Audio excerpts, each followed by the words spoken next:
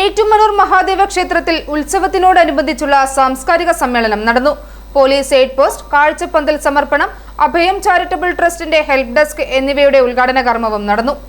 ക്ഷേത്രോപദേശക സമിതി president P K. രാജന്റെ അധ്യക്ഷതയിൽ നടന്ന സാംസ്കാരിക സമ്മേളനം സഹകരണ തുറമുഖ ദേവസ്വം വകുപ്പ് മന്ത്രി വി.എൻ. വാസവൻ ഉദ്ഘാടനം ചെയ്തു.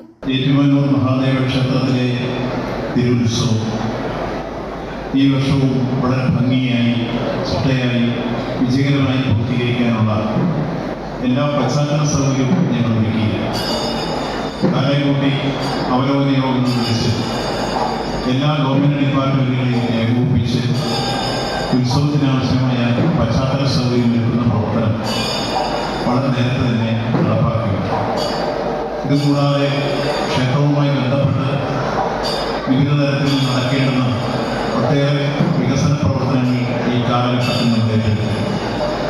Thiruvizha R. Jayashankar, Guruvayur Devaswom board member Manoj B. Nair, doctor Vaikom Vijayalakshmi, ക്ഷേത്രം അഡ്മിനിസ്ട്രേറ്റീവ് ഓഫീസർ എസ്. അഭിലാഷ്, കൗൺസിലർമാരായ ഇ.എസ്. ബിജു, താര സുരേഷ് എന്നിവർ സംസാരിച്ചു. തുടർന്ന് വൈക്കം വിജയലക്ഷ്മി നയിച്ച ഭക്തിഗാനമേള നടന്നു. അഭയം ചാരിറ്റബിൾ ട്രസ്റ്റിന്റെ ഹെൽപ്പ് ഡെസ്കിന്റെ ഉദ്ഘാടനവും ക്ഷേത്ര മൈതാനത്ത് കല്യാണ മണ്ഡപത്തിനോട് ചേർന്ന് സ്ഥാപിച്ച ദീപാലങ്കാര പന്തലിന്റെ സ്വിച്ച് ഓൺ കർമ്മവും മന്ത്രി നിർവഹിച്ചു. പോലീസ് പോസ്റ്റിന്റെ ഉദ്ഘാടനം ജില്ലാ പോലീസ് മേധാവി ഷാഹുൽ ഹമീദ് നിർവഹിച്ചു. i4a news, Ettumanoor.